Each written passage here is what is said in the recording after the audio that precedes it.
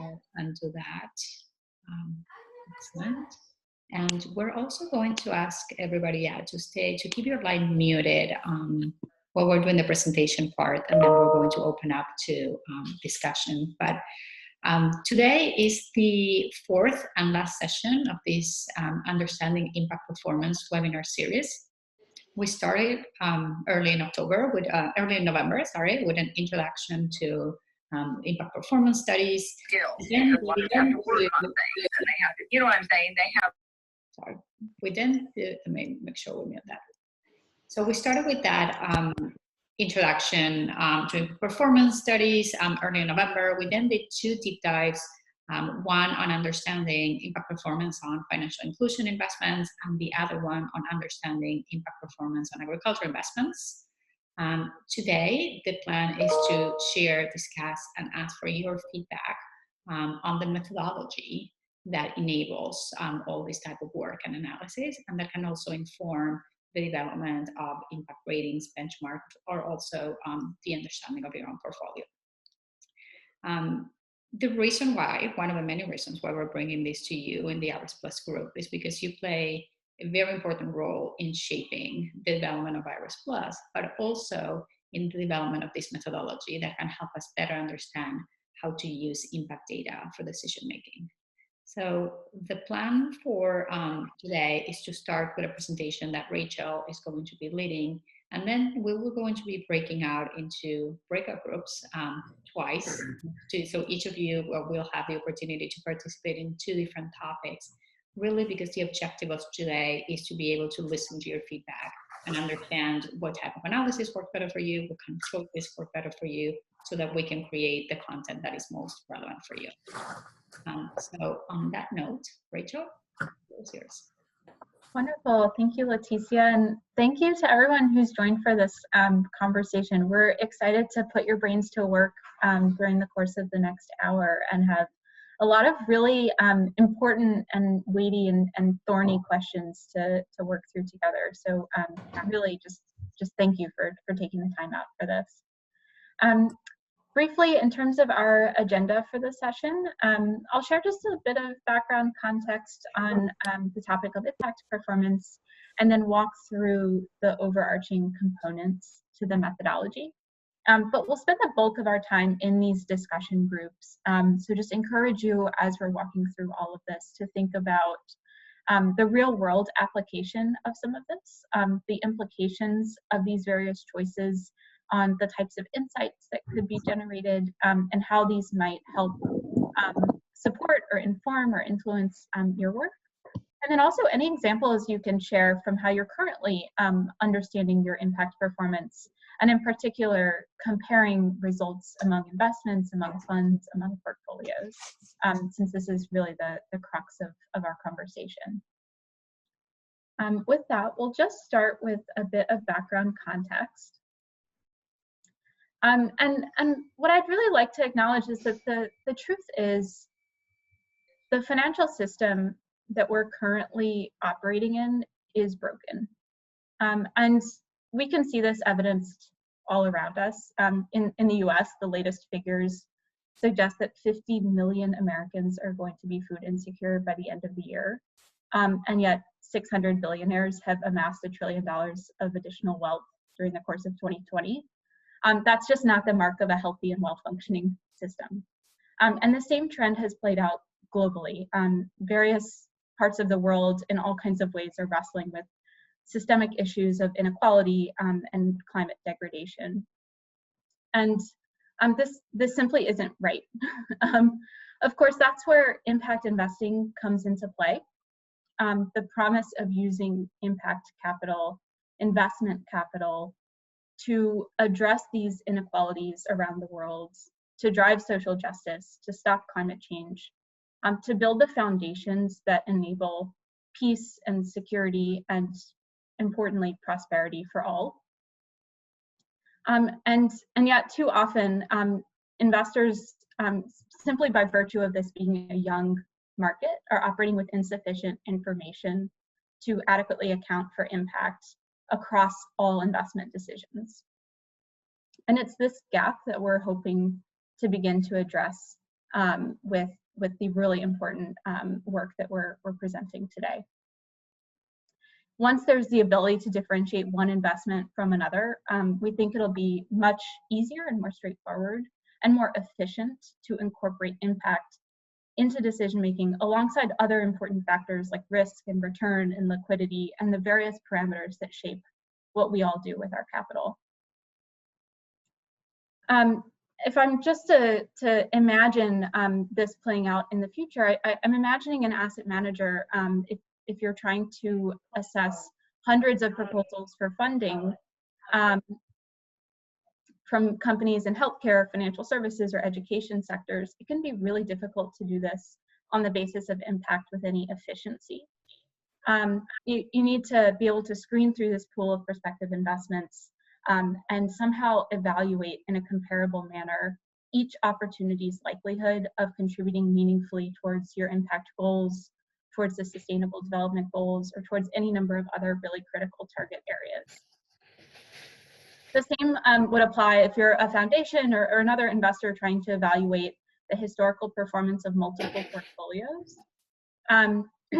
For example, trying to understand how different mission-aligned portfolios may contribute to affordable housing in your community. You can look at a number of critical metrics on the number of units that are created or rehabilitated, the quality of those units, the durability of that housing, those housing projects. And this is all really helpful to begin to understand your performance and also how that might vary between portfolios, how it may correlate to financial performance, how it may correlate to different investment features, and use all of this to shape strategy looking forward.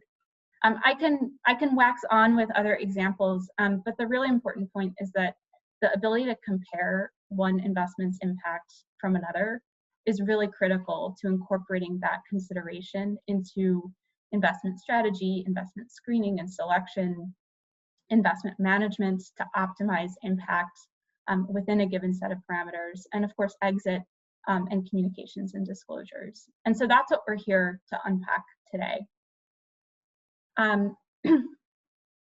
All of this additionally feeds into our vision of a world in which all investments consider social and environmental impact alongside risk and return and other is just routinely integrated into these investment decisions.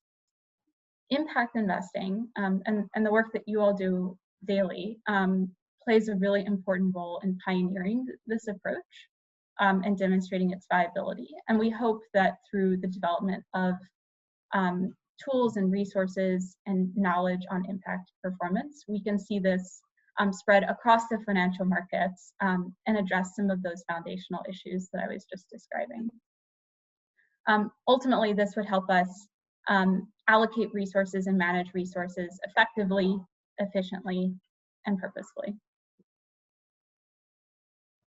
And so with that, of course, there is a remaining market gap. Some 84% of impact investors have noted the inability to compare their results with those of peers in market performance, which creates all kinds of inefficiencies in terms of raising or deploying capital, managing performance effectively, and communicating with a full suite of stakeholders. Together, these gaps prevent the industry from achieving its full potential. And so that's where this work really comes into play. And what we've done is tried to build upon our decade of experience in impact measurement.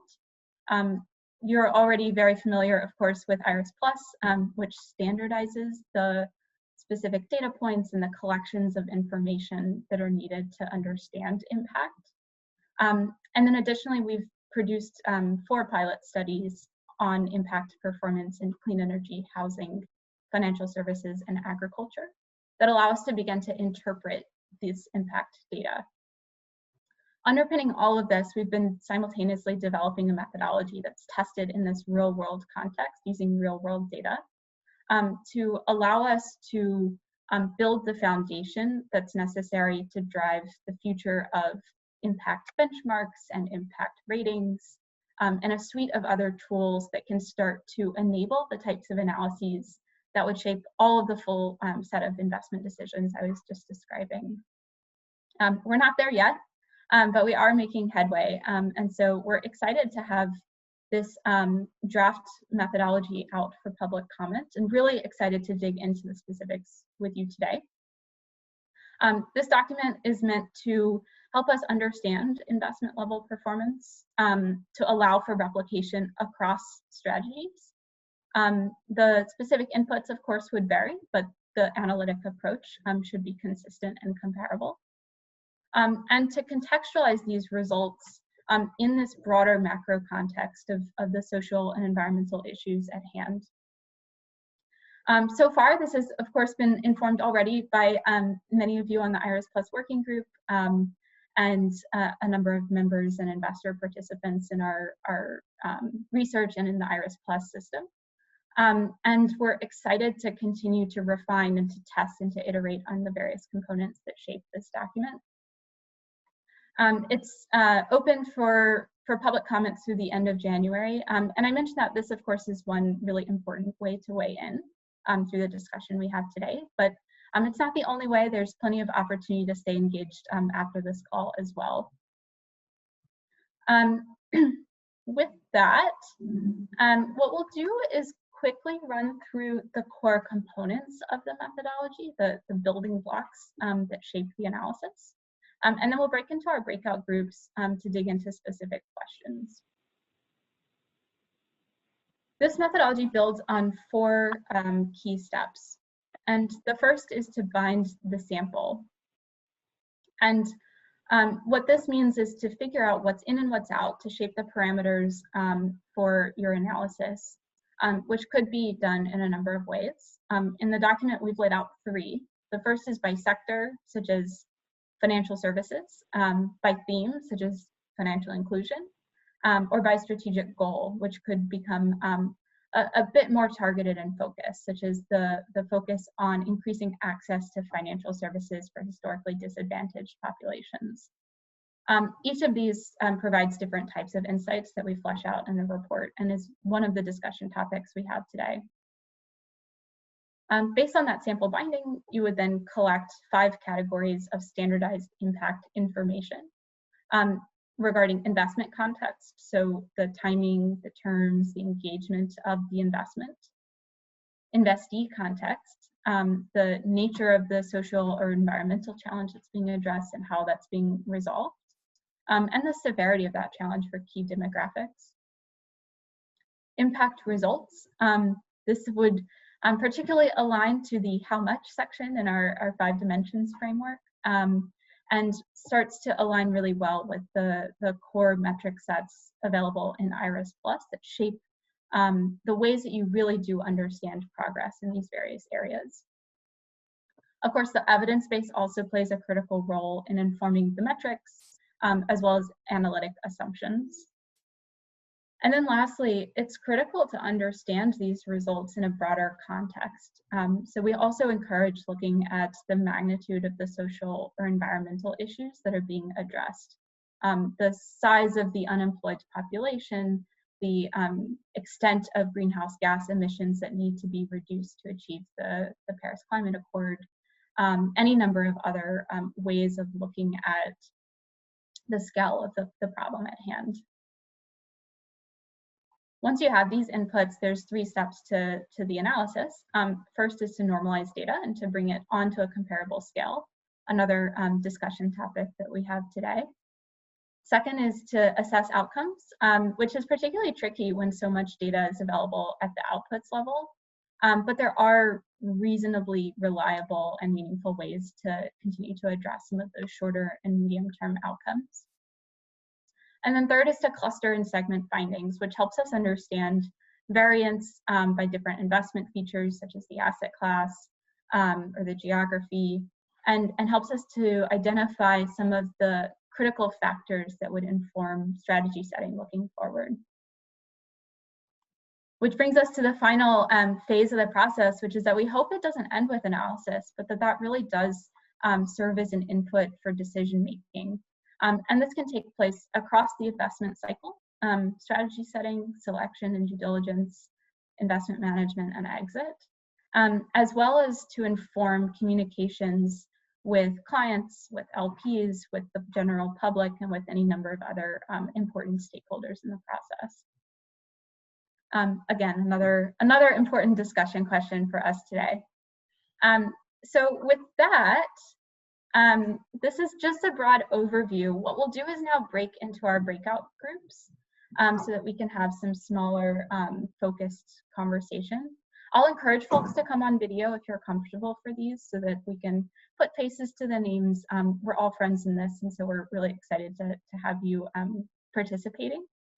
And we'll share just a little bit of additional background on each topic at hand before we open for discussion. And so hopefully that can help anchor some of this even further. And again, really excited to hear some of your insights. So with that, I believe we will break into our breakout rooms. You should see a pop-up. Just join and we'll get ready to go. Do you all see the breakout rooms options? Yes, that's happening.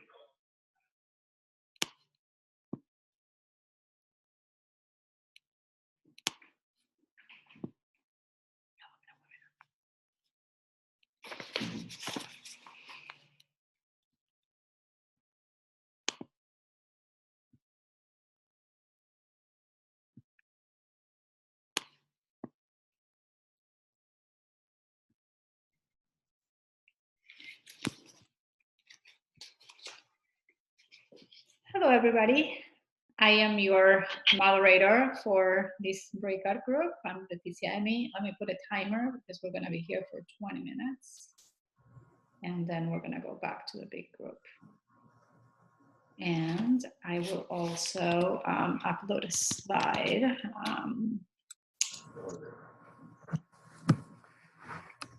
We can use it for our discussion. There we go.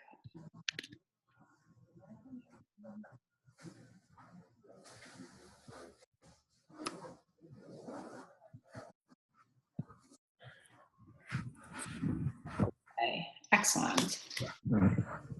Can you all see the screen and hear me okay? Yep. Wonderful. Yes. Okay, excellent.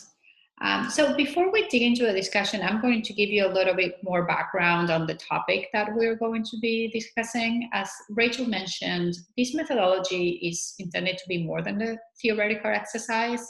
We really hope it can generate really practical, tangible insights that you can use for decision making. And in doing so, our objective is to make sure that there can be more efficiencies that we can all drive to greater impact and then help unlock more capital to come into this market. That's the objective for behind this work. So there's a few ways in which we imagine that this work will help create both impact and business value. And in doing so, again, we're hoping these are some of the areas that we see this work can be valuable on, but I'll be very interested to hear if there are others actually. But so the first is that, we think it can unlock greater insight into how different investment features, such as, for example, asset class or different investment terms, correlate to impact performance. And as a result of that, it can help shape also, portfolio construction, and how also inform decision making through the investment process. Also, we know that when you have quality, comparable impact performance information, it can hopefully help you better communicate and distinguish your firm's positive and negative impact results when speaking to others, and also differentiate your practice, whether when you're speaking to employees or other investors or potential investees. And finally, also, it can help us understand the efficiencies about how different investment strategies compare to each other, and how some investment strategies may be more prone to achieving better impact than others, and in that way help us allocate capital to the investment strategies that will lead to the best impact possible within the set of risk return parameters. So with that said, we are imagining is that this type of information will help inform different decisions all along the investment process. And so what we're mapping here, this kind of like high-level investment process, if you think about, starting from strategy setting, so when you're setting your impact and financial goals, understanding, risk tolerances, then also, during screening and due diligence, as well as during the ongoing, management, as well as an exit. So we imagine, this information would be helpful all through the investment cycle. But really, what we'd love to do is, open to your insights, get your reflections on how you think, this information will be valuable and in what moments, and what kind of choices and decisions you think this information can help you with. So with that, let me just open to the room, and maybe we can start, with the first question. So, thinking about the investment process, these are the, high level, these are the stages that we're illustrating here. So I guess, first question will be if there's any stage that is missing here where you would imagine, this information being valuable for, please let me know that. And then I'll jump us into our next question. But let me first see if, A, these stages make sense. And then B, if so, whether, the information we're talking about to be able to compare impact performance, where would you see it most helpful and how would you use it?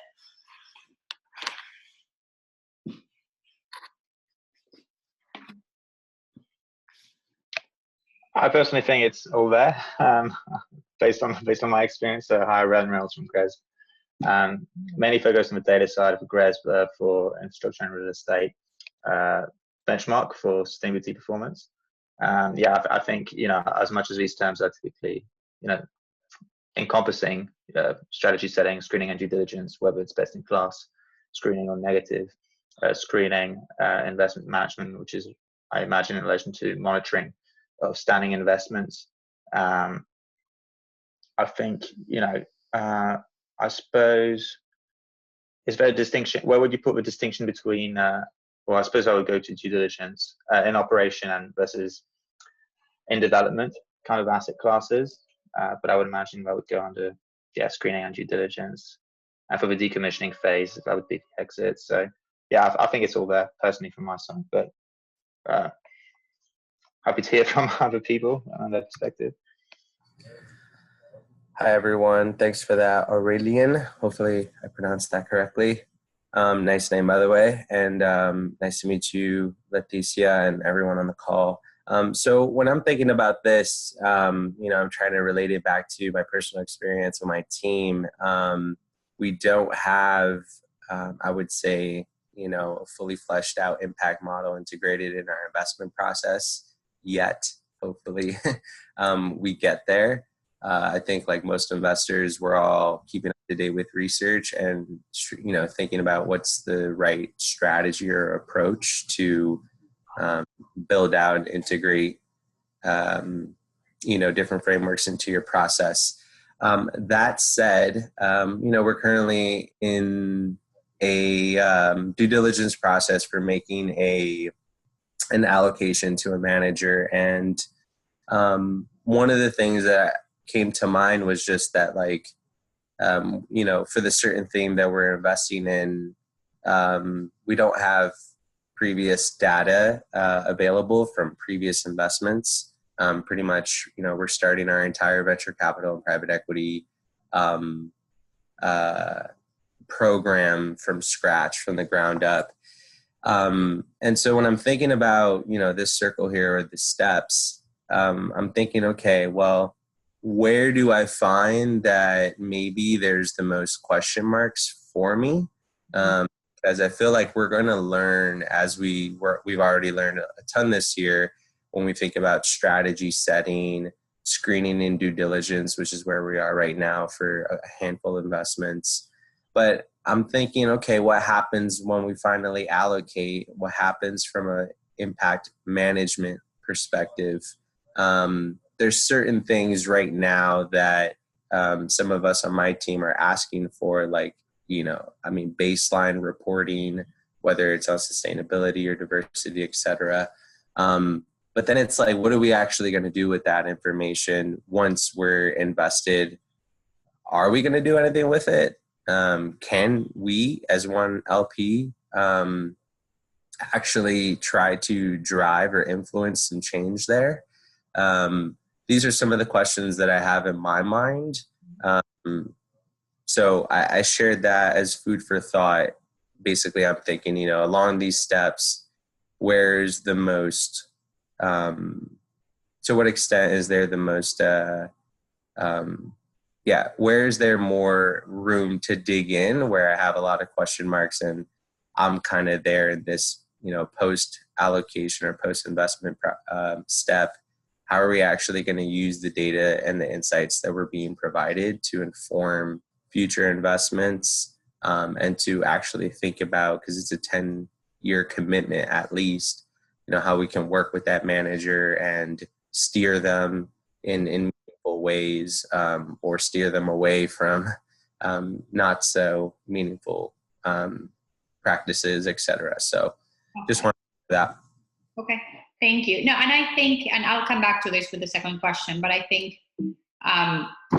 this is part of what I think this kind of analysis can help you with in understanding, on an ongoing basis. If you see, for example, that say there's a benchmark, or there's you can see for example, let's say you're investing in housing, and you can see on average how many units of housing are being provided by investors investing in housing, and how many individuals are housing. And then you can see in your own investment, your own portfolio, how many individuals are we housing and how many units of housing are we housing. And is that, similar to the average? Is it above? Is it under? And then use that data to understand, kind of like how to course correct, if you will, on your own.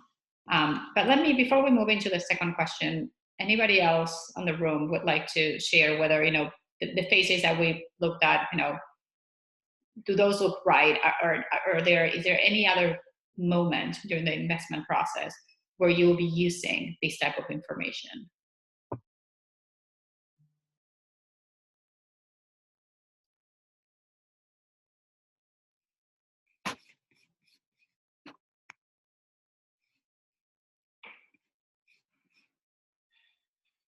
Okay, I'll take silence as these phases that we just looked at seem right, and there's no other phase that you would be using this information on. So let's move to the next question, and this is, I think, one of the really interesting ones. We would really like to know from you what type of choices or decisions you would be able to make if you had comparable impact performance analytics. So if you are able to see benchmarks or ratings, or understand what this performance for investments in areas where you're investing, whether it's education or it's clean energy or it's wash, if you had access to that data, how would you use it? What choices would you make, or what decisions can you inform?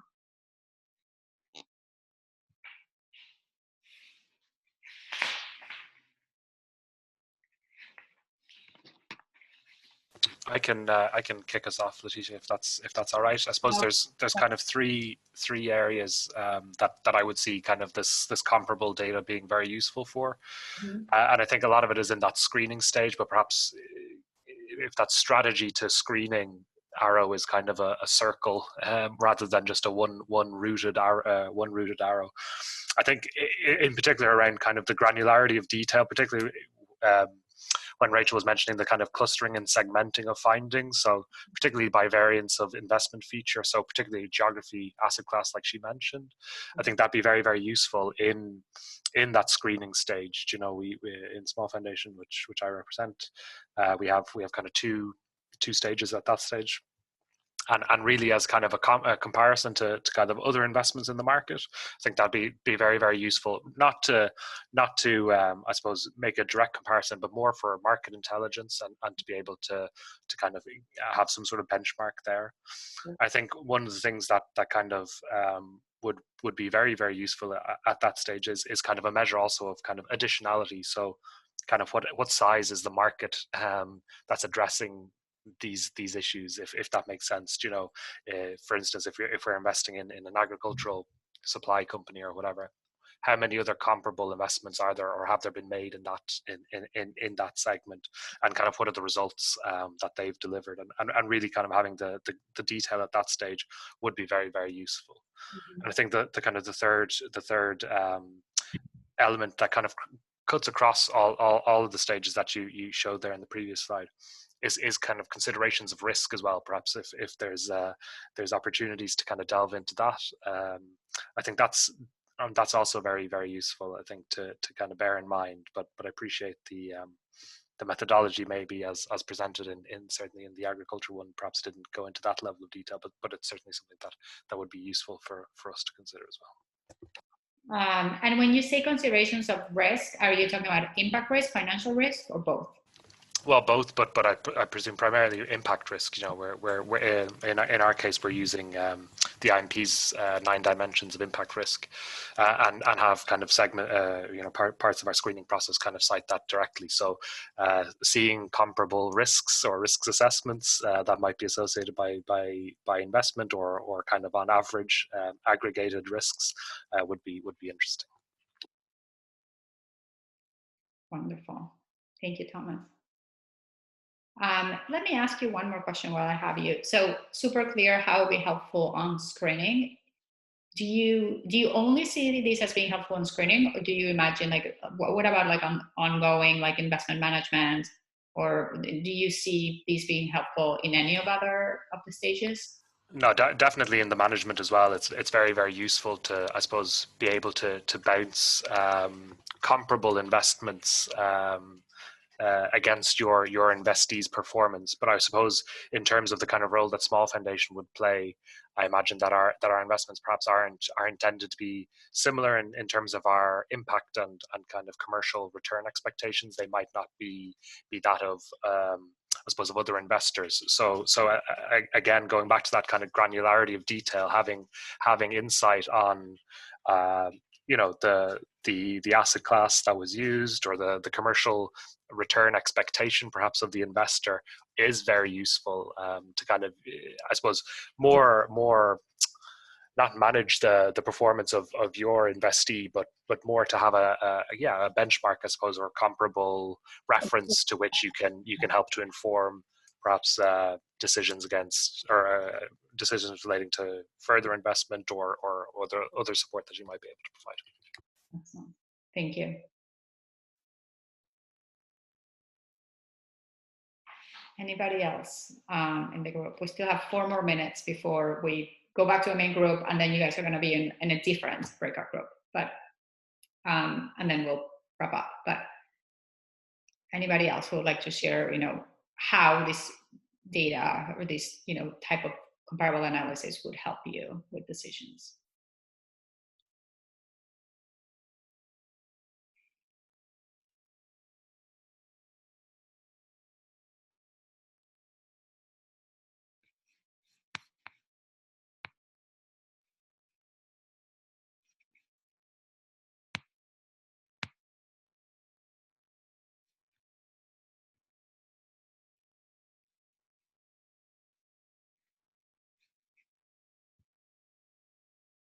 Should I call somebody, or does somebody want to volunteer?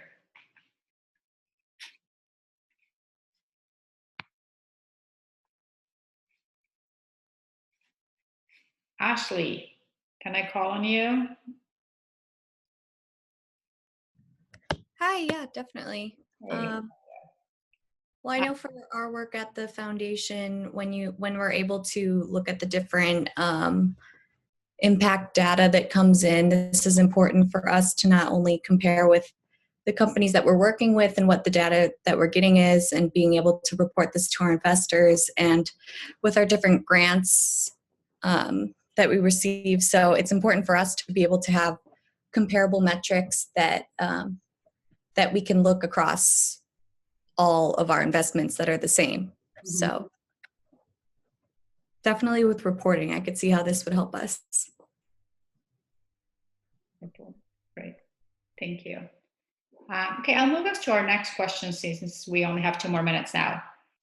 How do you, so also what helps us understand, how to provide something that, really adds value to you is to also understand, how are you currently accounting for impact right now? So in the absence of this, comparable data, how are you going about trying to understand, the impact of your portfolio versus others, for example, or versus like the need in the market? How do you go about it now?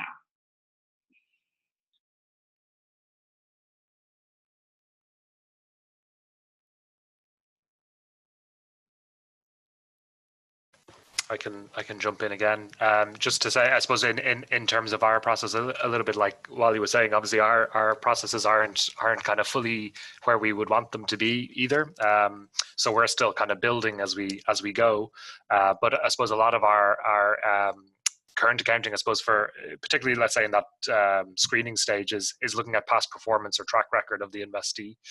And that's, I suppose, not always super fulfilling. They might have pivoted or changed their business models, which obviously has had an impact on that, or it might be a very early stage business, which again limits that. Where we can, I suppose, we do a broad kind of landscape exercise as well, which I suppose gives some background, but wouldn't be, let's say, kind of scientific in terms of providing that benchmark or that comparison. And like I said, again, based on our kind of commercial and impact return expectations, a lot of previous investments or investments made by other investors mightn't be kind of directly comparable to the type of investment that we want, or seeking the type of return either in terms of commercial or impact that we would be looking for. So it's a little bit more of an art than a science at the moment. Yeah, very much so. Super, thank you. Any other thoughts before we go back to the big, and when we go back to the big group, I'll share like a summary of the insights that we discussed. Anything else? Yeah, I just wanted to add, so in the context of GRESB, Yes. Typically impact is also measured in terms of historical, so baseline years, current year performance, and targets. In some cases, we also measure intensity ratings, which can then be comparable across asset classes, also based, depending, of course, on the asset's peers. So we're looking once again at the sectors, which would be, I think, step one of the methodology, if I remember correctly. Yeah.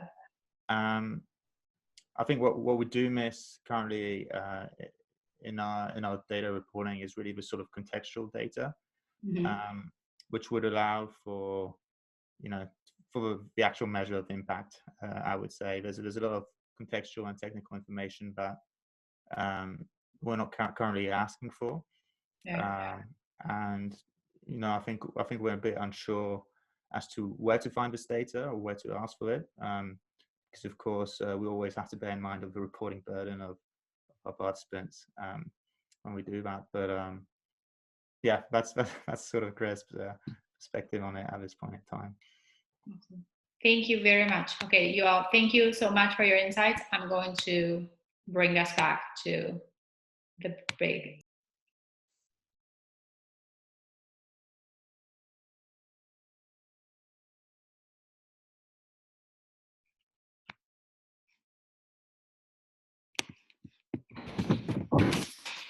Oh, our first group was the first one to be back. The others have a 50-second warning.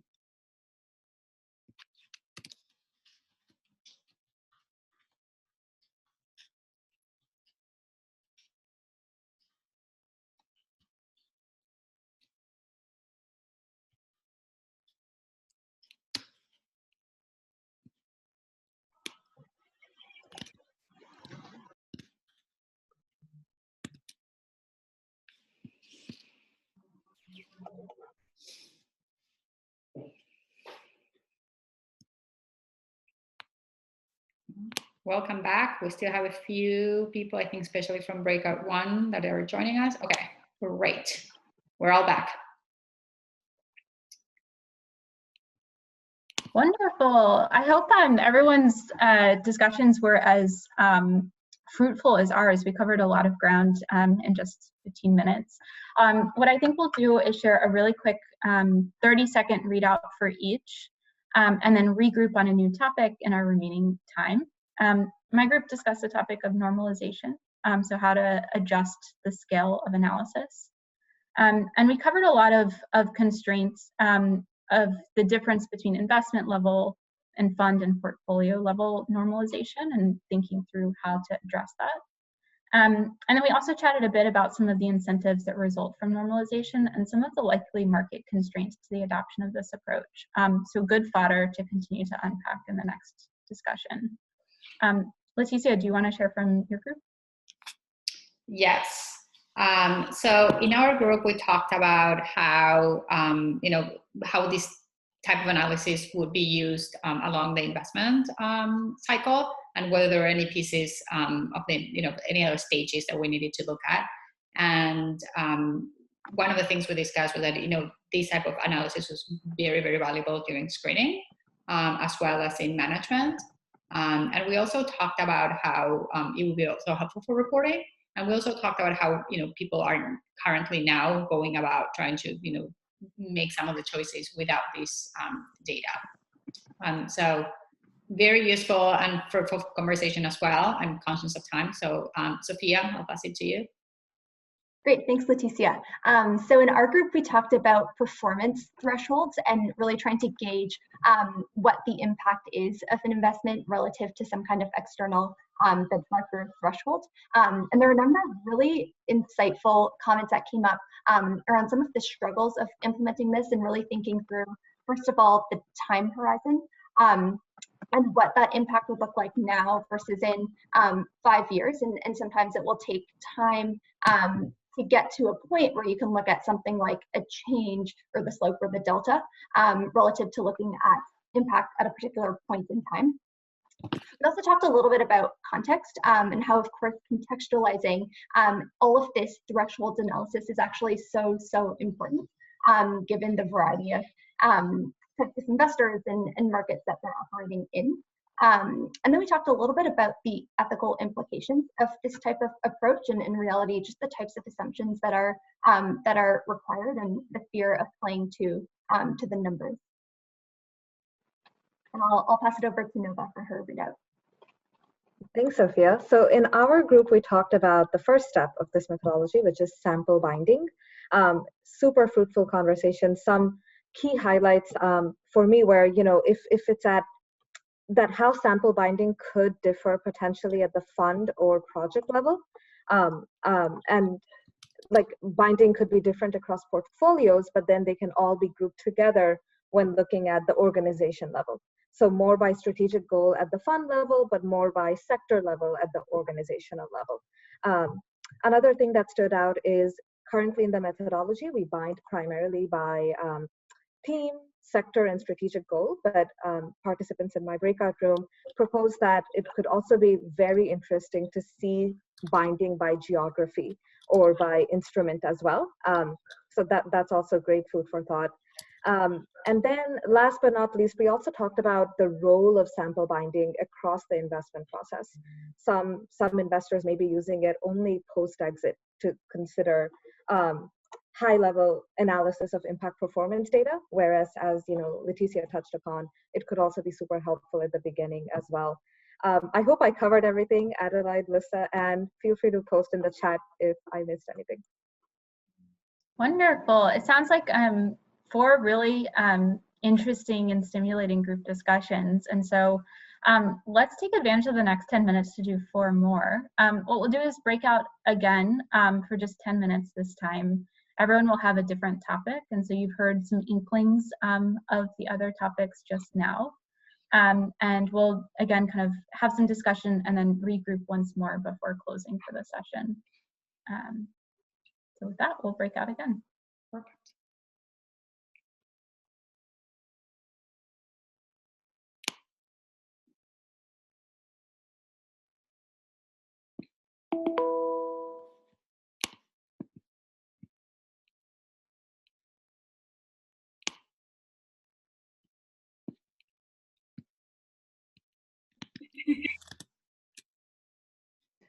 Hi group, I am your moderator for this new discussion. Nice to see you all. So the idea now, you guys discuss the topic. Now I'm going to bring another topic for we all to discuss. So really what we want to discuss during this breakout group is understand a little bit more how you would use this type of comparable data to inform your decision making. So in what moments do you imagine using this data, whether through the investment cycle, and what type of usage would be helpful. So I'll share a few slides just to do some context setting on our discussion. And then I'll open up to, where's my slides? Oh, my slides, where are my slides? Maybe I'll share that. No, that's, can you guys see my screen? Okay, excellent. So I think one of the things Rachel was saying before is, the objective of this type of data is really not to be a theoretical exercise, but to be able to generate some really practical insights that you can use for decision making, so that we can bring more capital to the market and we can, drive more capital to creating greater impact. And so we imagine that there is a number of different ways in which this data can be helpful and create, both impact and business value. So one of them is, helping, unlock greater insight in how different investment features, whether it's like by geography or asset class, correlate to impact performance. The other one is also to help, with overall portfolio construction, because by having, by understanding, how different investment, asset classes or investment terms and features that will help you with portfolio construction. The other bit also is that, when you have quality comparable impact performance information, that can help you better communicate and distinguish as an investor, your positive and negative impact results, as well as help you differentiate whether you're speaking to, your employees or, potential investees or investors, your investors or other peers. And then it can also help us understand, the efficiency of one investment strategy versus the other. And that will be critical in making sure that, dollars are put towards, those investment strategies that unlock the biggest, impact given the set of risk return parameters. So what we think, and this is what we want to test with you all, is that, if we think about the investment process as, starting with strategy setting, setting financial impact goals and understanding risk and going through, screen and due diligence, then the ongoing management and finally an exit, we envision that this type of comparable analysis can be used all through the investment process in different ways. So some of what we would like to discuss with you is, where do you see particularly being helpful to have this information, this type of comparable analysis, and how would you use it? So how can it help you and in what moments, if you will? So for example, in the previous group, they were saying, with screening and due diligence, it would be really helpful, but other things that we would want to know too would be some measure of additionality or aggregated impact risk, or it would be super helpful during the investment management. Other people say it would be helpful for reporting. So how do you envision this, this type of comparable analysis being helpful to you and at which moments of the investment process? And please introduce yourself, and I would love to put a name and a face together when you speak.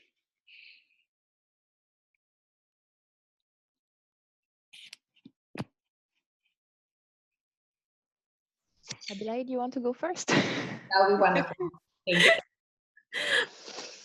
I could start quickly, and you can maybe discuss it further. So I'm Anne-Laure. I'm a communication impact manager at Nexus for Development, an NGO managing a couple of impact funds. I think, it will be not really specific answer, but I think it depends really on the stakeholder and what we need to demonstrate to which audience. I think comparative analysis could be useful depending on the type of projects and really what needs to be demonstrated. Like we're managing a lot of pilot funds, and I could see even comparative analysis being useful to build a new funds, to build a new pilot fund and demonstrate what's the potential of this fund compared to what we've seen on the market and how it could close a gap. So this is really our specific activity of creating funds that could bridge existing gaps. but and having pilot funds. So I guess it's different from things that are more established. But yeah, I could see comparative analysis being used at different time depending on the stakeholder and what needs to be demonstrated. So it's not really a specific answer, but no, that's great. Yeah. I'm happy to. Oh, sorry. Go ahead, Julia. No, come on in. I figured I'm in a better space now, so I'm okay to put the video on. It's always a bit of a challenge. But my name is Julia. I work for Kenyarth. We are a single family office with around 400 million to deploy. I think our engagement with data is slightly different because we don't manage multiple funds. We actually have our own capital to invest. Mm-hmm. And I think we have both investments in funds as well as direct investments into companies. And I feel like the comparability is actually problematic. So even in terms of our awareness of the difficulty of the data, as well as which are the indicators that are being selected, and how does that fit into the typically wider context of both impact and where the business or the funds operate. So then I think in terms of where this comparison could benefit is both in terms of if we want to start invest in either a new geography or a new sector, I think it's useful as a landscaping exercise to be able to benefit from research that actually uses data to give us just an indication, even if we acknowledge that data won't be perfect, at least it will be more than just relying on other sources of data to actually have real data to benchmark against, or to even get a first impression of how would this sector or this geography fit towards our goal. So in our case, for example, we focus on livelihood improvement and poverty reduction. We can do that using various sectors. So I think even in that portfolio building stage, that could be beneficial. Then I think, of course, in diligence, so if we then zoom into individual deals that we might consider, it's useful to have an ability to discuss the potential performance of the deal compared to your data.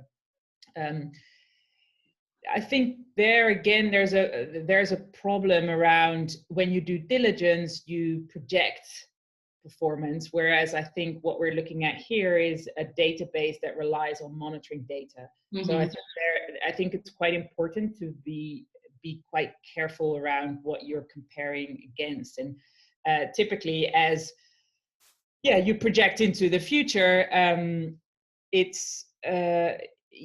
might be a different year, or it will inevitably a different year, but it's worth to sort of to be mindful of having data enter that discussion, even if it's not necessarily a clean comparison. And then I think when it comes down to monitoring and analysis post-investment, or even preparing for exit, I think that's where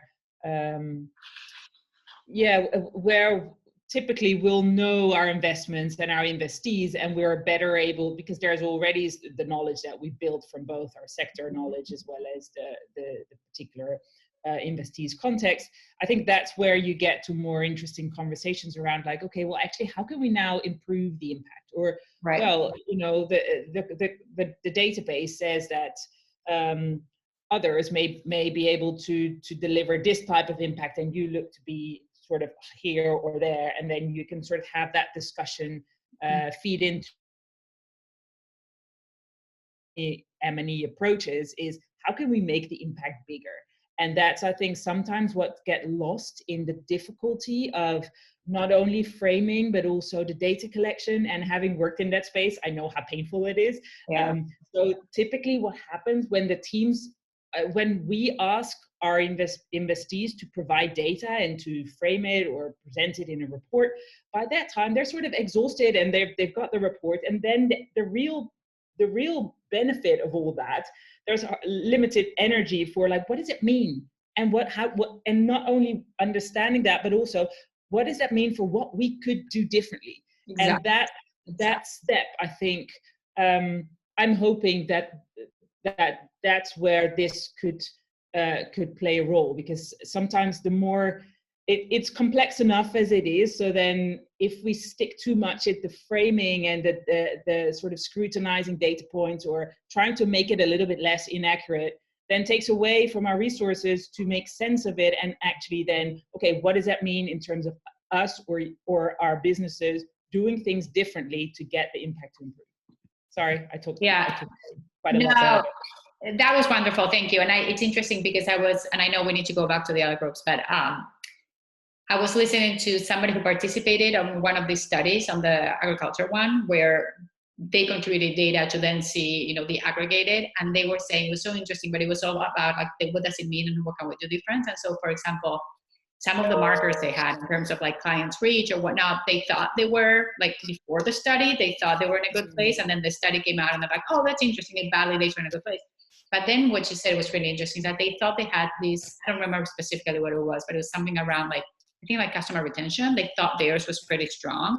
And then they saw the aggregated analysis came out and it was actually not strong at all. And that made them go back and say like, oh, we thought we were doing really well on this, but actually we're not. So what can we learn? What can we adjust? And I think that is one of the, super helpful. But I would just add one small thing. Is a question of representativity as well of the data that you collect, and how big is the sample and how this sample could be compared to your own investment. So absolutely.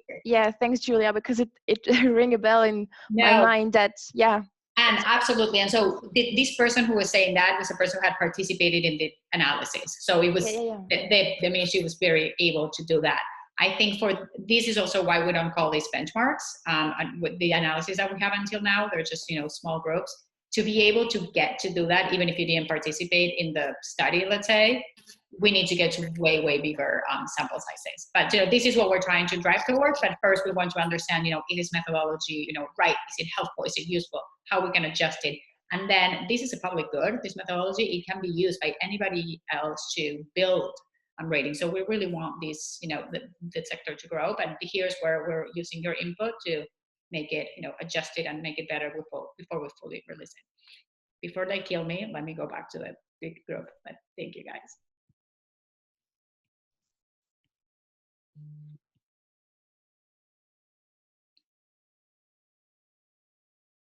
And our group comes out first because I'm the host of the meeting. So whenever I close the groups, our group comes out first.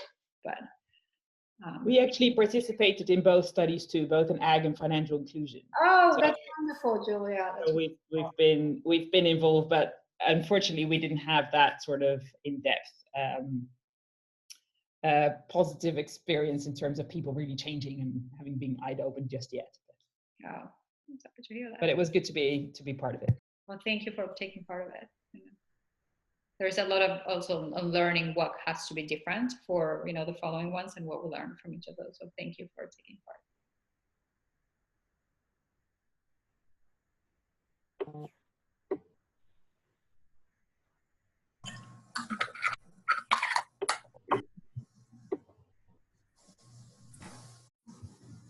Okay, I think we're all back. Rachel? Wonderful. I will just pull my screen up one more time to close us out. I hope everyone had another fruitful discussion. And I realize that we're towards the end of time, so rather than another readout, what we'll be doing is just aggregating our notes and incorporating this alongside the rest of the public comment feedback. And what we're really excited to do is to start making moves towards revising documents and incorporating these suggestions, unpacking a lot of the ideas that have emerged through the conversation today and carrying it forward. So again, just a huge thank you to sharing your time and also your brains with us. It's really wonderful. In terms of next steps, this is the conclusion of our 4-part series on impact, performance, and IRIS+. And the recordings for the previous sessions are available online, of course. And feel free as well to reach out to us with any questions. the methodology itself is currently publicly available in this draft form, and we're taking comments and reflections through the end of January. And so if you find yourself unable to stop thinking about these topics in the coming weeks, feel free to shoot us a note or also to submit further feedback through our online collection form. It's available in the report itself. And we really do invite you to stay engaged. And then lastly, we have lots of other engagement opportunities with IRIS Plus and with our impact performance research coming up, as you can see here. And again, all of our resources are available as public goods on the IRIS Plus page or on our research page. So definitely encourage you to take a look at those as well. I think that's all from my side. Leticia, any final remarks that you'd like to share? No, just thank you all so much for your time today and for your insights and sharing. We will post this webinar and the slides on our website. And if you have any other thoughts, after the session, please send us an email. We're more than happy to get you on the phone or communicate via email to make sure that we get all your input as we continue to shape this work. And also, as Rachel mentioned, the methodology is up for public comment right now. So also, there are many different channels you can use to share your feedback. So please, we encourage you to do so. Thank you. Thank you all so much. Bye, everybody. Thank you.